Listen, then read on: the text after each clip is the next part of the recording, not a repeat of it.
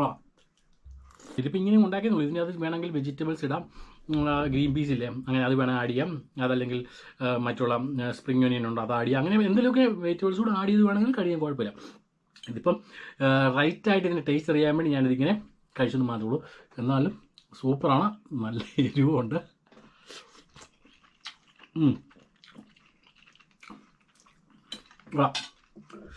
ഓ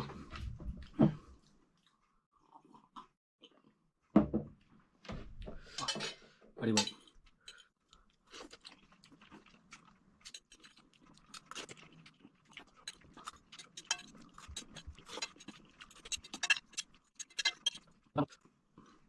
noodles complete തീർത്തിട്ടുണ്ട്.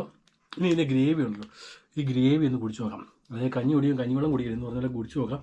എന്തായാലും taste നോക്കാം. Taste പ്രത്യേകിച്ച് പറയാനൊന്നുമില്ല, നല്ല എരിവായിരിക്കും.